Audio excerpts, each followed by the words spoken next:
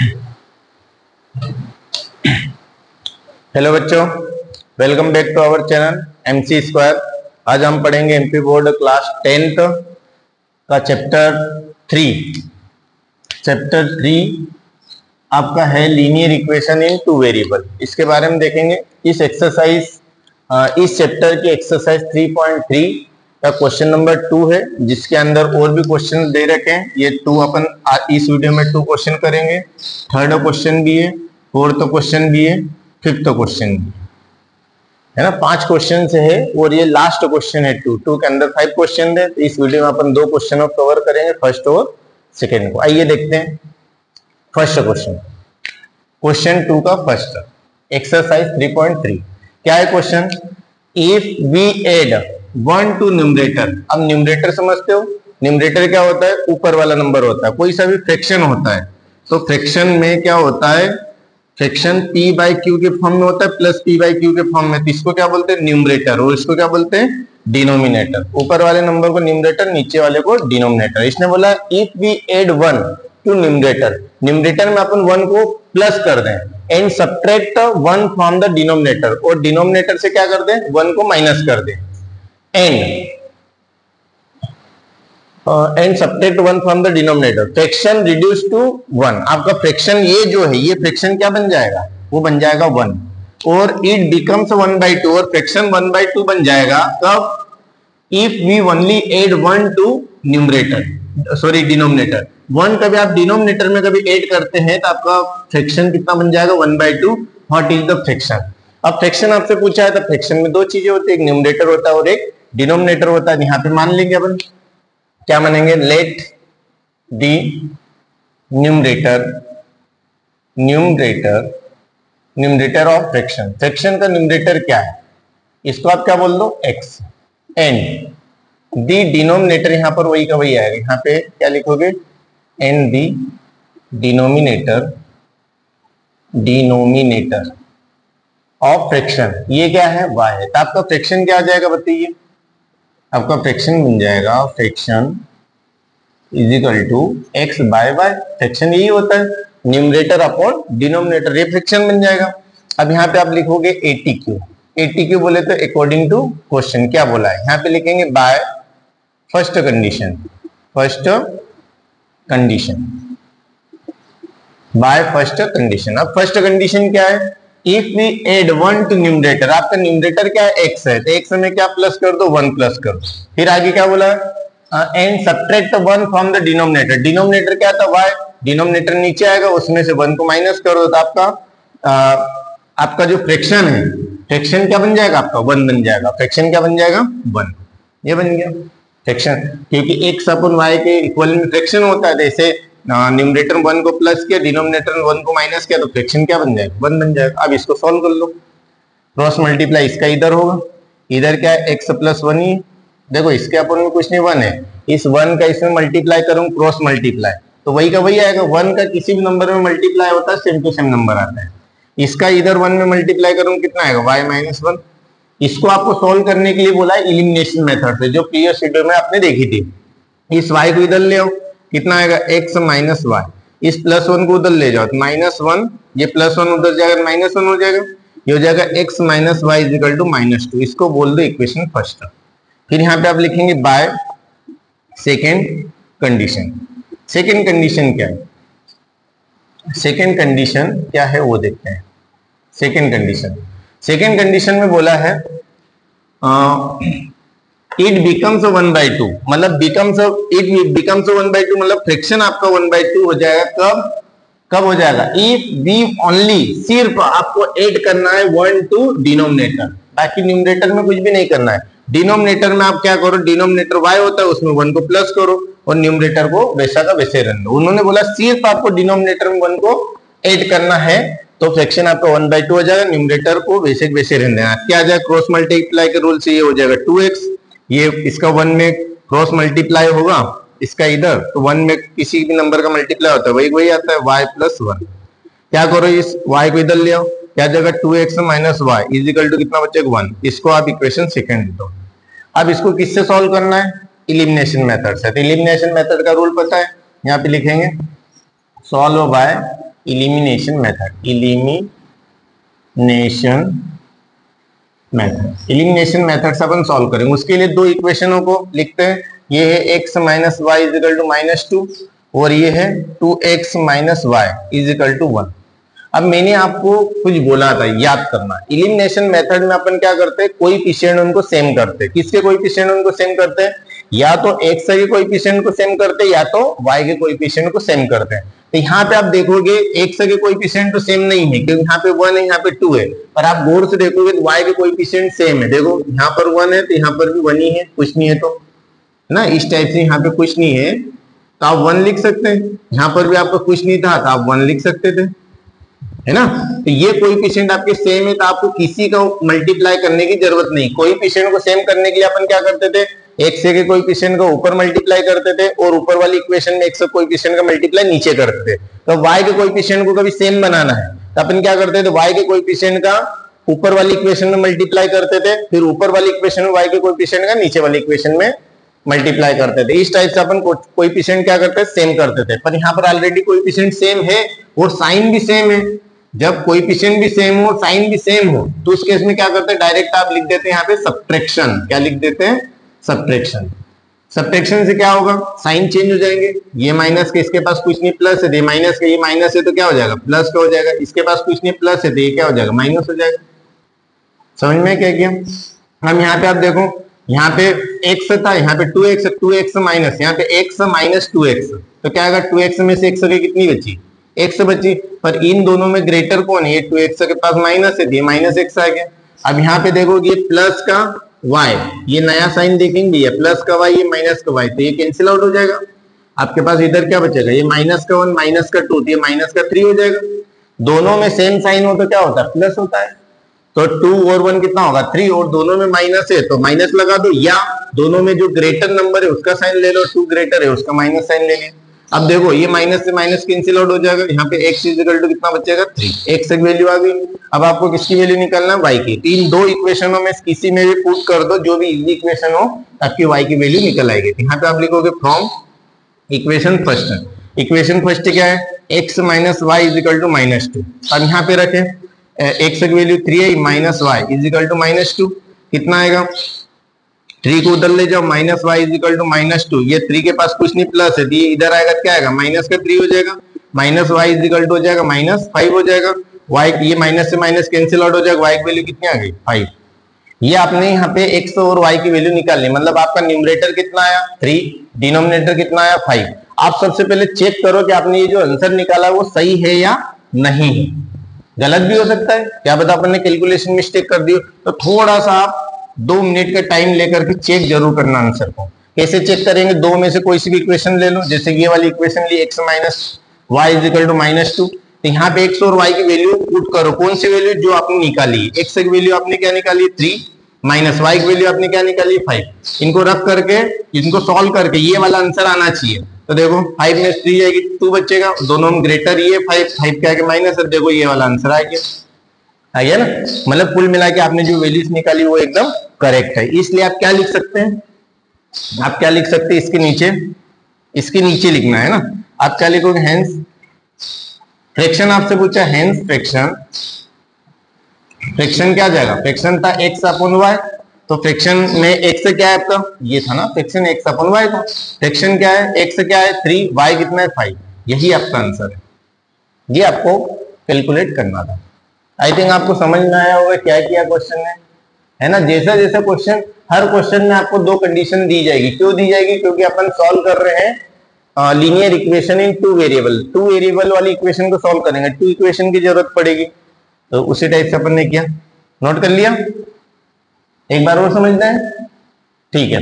क्या किया अपन ने, क्वेश्चन ने बोला था कि कभी आप न्यूमरेटर में 1 को प्लस करते हैं और डिनोमिनेटर से 1 को माइनस करते हैं, तो आपका जो फ्रैक्शन है वो कितना बन जाएगा, 1 बन जाएगा। पहली कंडीशन थी, इसके अपन में कुछ नहीं था, 1 क्रॉस मल्टीप्लाई किया, इसका इधर क्या थी, ये का यही आएगा, इसका इधर क्या 1 में वही का वही आ गया।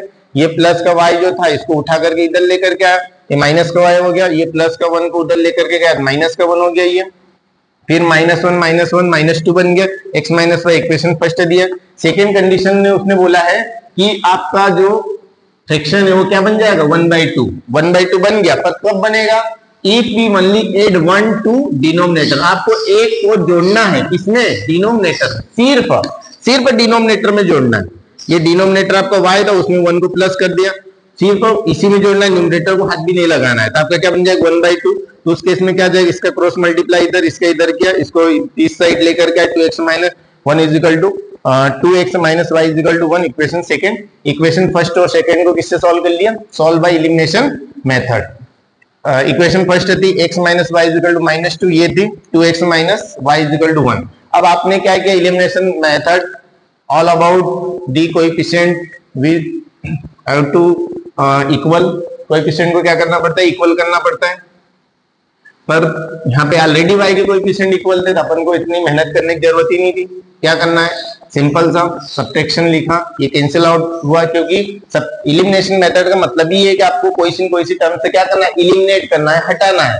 तो उसको हटाने का तरीका है आपके पास, है ना? माइनस कर दो तो अपोजिट साइंस हो जाते हैं, तो माइनस हो जाता है। तो y में से y गई 0, इधर ये 2x में से x गई -6 से बचा, ये -2 -1 -3 हो गया, माइनस से माइनस कैंसिल आउट, x की वैल्यू 3। इसी टाइप से इक्वेशन फर्स्ट से y की वैल्यू निकाल और चेक भी किया, फ्रैक्शन आपके x अपॉन y, यस। ठीक है, क्वेश्चन सेकंड की ओर बढ़ते हैं। कर लिया नोट? Okay, question 2।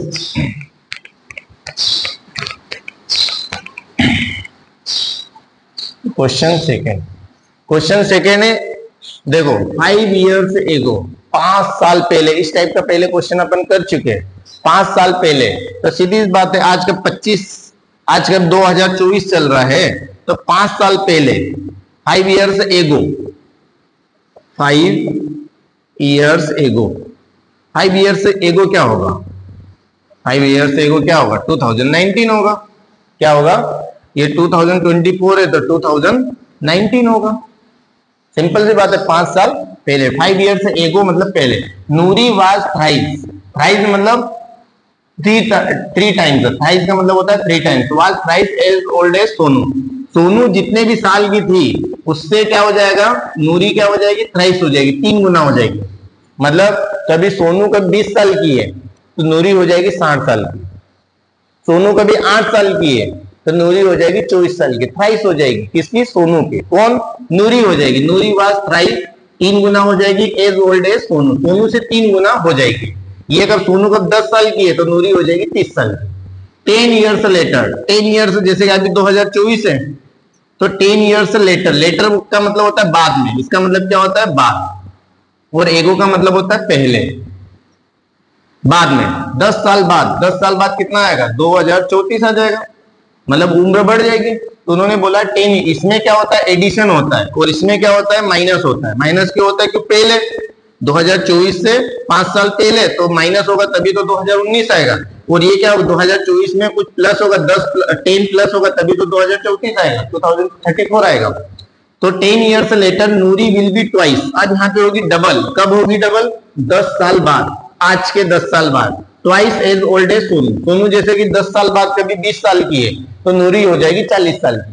कब? सोनू कब 10 साल की है तो नूरी हो जाएगी 20 साल की, डबल हो जाएगी। किससे? सोनू से। How old are Noori and Sonu, Sonu कितने साल के, नूरी और सोनू कितने कितने साल की, ये आपको बताना है। तो इन दोनों की एज आपसे पूछी गई, तो मान लो इसकी एज, प्रेजेंट एज कितनी है? x है, और इसकी प्रेजेंट एज कितनी है? y। ये मान लो, यहां पे मान लेंगे let the present age of Noori, Noori की प्रेजेंट एज कितनी? x ईयर, कितनी? x years. And the present age of Sonu, Sonu की प्रेजेंट एज को मान लो y ईयर्स। अब यहां पे आप लिखेंगे ATQ, ATQ according to question. क्या लिखोगे? By first condition. इसमें भी 2 कंडीशंस दे रखी है, 2 कंडीशन दे रखी है। एक ये वाली कंडीशन दे रखी है, ये वाली लाइन में एक कंडीशन दे रखी है, और एक कंडीशन ये वाली लाइन में दे रखी है यहां तक। तो पहली कंडीशन में क्या बोला? Noori was thrice as old as, ये पर यहां से कंडीशन चालू होती है। 5 इयर्स एगो, 5 साल पहले। कब? सोनू की उम्र कभी आज कभी x है तो 5 साल पहले कितनी होगी? x माइनस 5 होगी 5 साल पहले। तो ये बात कहां की हो रही? 5 साल पहले की हो रही। 5 साल पहले नूरी की जो उम्र थी वो क्या है? सोनू की उम्र की 3 गुना थी। तो सोनू की कितनी थी, सोनू की कितनी थी 5 साल पहले, y-5 थी। दोनों की इसमें 5 माइनस हो जाएगा। और कंडीशन क्या बोल रही है कि नूरी की एज 5 साल पहले सोनू की एज के 5 साल पहले सोनू की एज की कितनी हो जाएगी, 28 हो जाएगी। 28 मतलब 3 गुना हो जाएगी, है ना। ये 10 है तो ये 3 गुना होकर के 30 हो जाएगी और ये नूरी की एज हो जाएगी। ये आपकी नूरी की है और ये आपकी सोनू की है। अभी सोनू की 5 साल पहले का इसकी एज कब 10 साल है, तो 10 में 3 का गुणा कर दोगे कितना आ जाएगा 30, तो नूरी की एज कितनी हो जाएगी 30 साल हो जाएगी। इस टाइप से अपन इस क्वेश्चन को सॉल्व करेंगे। क्या होगा, ये x-5 इसका मल्टीप्लाई आपको मैंने बताया कि बाहर ब्रैकेट अंदर है और बाहर का कुछ नंबर होता है वो प्रोडक्ट के फॉर्म में होता है, मल्टीप्लाई फॉर्म में होता है। एक बार इसमें मल्टीप्लाई होगा 3y, इसमें होगा कितना होगा -15, 3 5 15। क्या होगा, इसको इधर लेकर के आओ, x-3y और ये -15 है, ये जो माइनस का 5 है इसको इधर लेकर के जाओ तो प्लस का 5 हो जाएगा। ये x-3y इजिकल टू हो जाएगा, ये दोनों एक में माइनस एक में प्लस है तो डिफरेंट होगा, डिफरेंस होगा कितना आएगा 15 -5 कितना आएगा 10, इन दोनों में बढ़ाइए तो माइनस का, इसको इक्वेशन फर्स्ट बोल दो। फिर क्या लिखोगे, by second condition. Second condition क्या है, सेकेंड कंडीशन पढ़ो, उसने क्या बोला 10 ईयर्स लेटर नूरी की एज कितनी होगी 10 साल बाद, x + 10, आज के भी उसकी 25 साल है तो 10 साल बाद उसकी 33 हो जाएगी। और सोनू की एज कितनी होगी, सोनू की एज के y है तो 10 साल बाद कितनी होगी y + 10 हो जाएगी। सोनू की एज का भी आज के 10 साल है या 15 साल है तो 10 साल बाद कितनी हो जाएगी 25 साल हो जाएगी, है ना। तो हमेशा आगे की एज का बोला जाता है तो प्लस होता है, पहले की एज बोला जाता है तो माइनस होता है। तो क्वेश्चन ने क्या बोला 10 years ago Noori will be twice, है ना। ये जो नूरी क्या है x + 10 है, नूरी विल बी ट्वाइस होगी किसकी 10 साल पहले जो सोनू की एज थी। सोनू की एज कितनी थी y + 10, 10 साल बाद। वैसे कंडीशन इसमें पहले का बोला था इसलिए माइनस हुआ, यहाँ पे बाद का बोला तो प्लस हुआ, यहाँ पे 28 था यहाँ पे ट्वाइस है। देखो x + 10 इजिकल टू इसका मल्टीप्लाई इसमें क्या 2y, इसका इसमें क्या +20 हो गया। ये इधर आया x - 2y और ये उधर गया तो ये +20 पहले था, ये प्लस का 10 उधर गया तो क्या होगा माइनस का 10, कितना आएगा x - 2y। इनको सॉल्व करो, एक में प्लस आगे वाले प्लस को नहीं लिखेंगे चलेगा। ये 20 - 10 कितना आएगा 10 आ जाएगा, दोनों में ग्रेटर ये मतलब प्लस है, नहीं लगाओगे चलेगा। इसको बोले इक्वेशन सेकेंड। यहाँ पे लिख लेना solve equation first and second by elimination method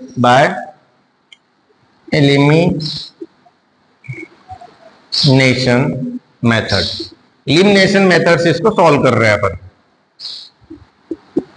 elimination method. तो क्या है भैया, फर्स्ट क्या था x - 3y इजिकल टू -10 और ये क्या था आपका second equation x - 2y is equal to कितना है 10, यही थी।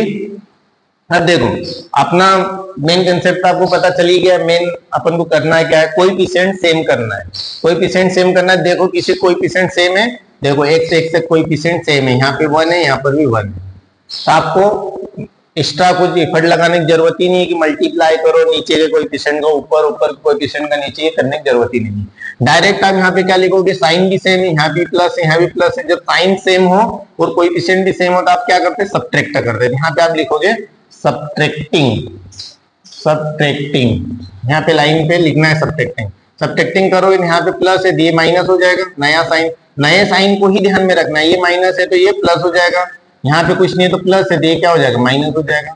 साइन चेंज हो जाता है जब भी सब्ट्रैक्टिंग करते हैं। तो ये कैंसिल आउट हो गया x से x, क्योंकि ये प्लस का ये माइनस का कैंसिल आउट, ये प्लस का 2y ये माइनस का 3y, ये प्लस का ये माइनस का ये माइनस का ये प्लस का ये प्लस का ये माइनस का, अपोजिट साइन है माइनस होगा। 3y में 2y गई, y बचेगी। दोनों ग्रेटर कौन है, 2y ग्रेटर है 3y का एक माइनस है माइनस लगाओ। इधर देखो ये माइनस का 10 ये भी माइनस का 10, कितना आएगा माइनस का 20 हो जाएगा, क्योंकि माइनस माइनस सेम साइन रहते हैं तो प्लस होता है, माइनस से माइनस कैंसिल आउट, y की वैल्यू कितनी आ गई 20। कहने का मतलब है कि जो सोनू है, सोनू की एज कितनी है 20 ईयर है, कितनी है 20 ईयर है। अभी तो अपन को नूरी की भी एज निकालना है, तो यहाँ पे लिखो फ्रॉम इक्वेशन फर्स्ट या सेकेंड, जो भी इक्वेशन आपको अच्छी लगे। अच्छी कौन सी लग रही है, दोनों अच्छी है। इक्वेशन सेकेंड ले लो, फॉर्म इक्वेशन सेकेंड या फर्स्ट ले लो, हर बार अपन फर्स्ट ही ले रहे हैं। फॉर्म इक्वेशन फर्स्ट है, क्या है, x minus 3y is equal to -10।